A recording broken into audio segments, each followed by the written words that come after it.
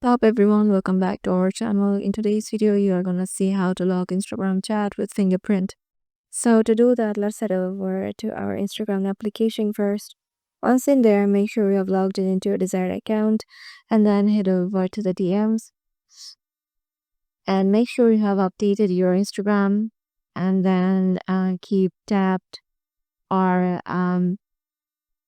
go to the chat and go to their profile and then just tap on this option.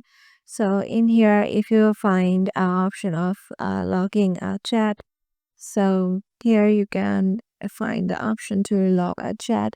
So if you can't find that, it means in your country it is not enabled.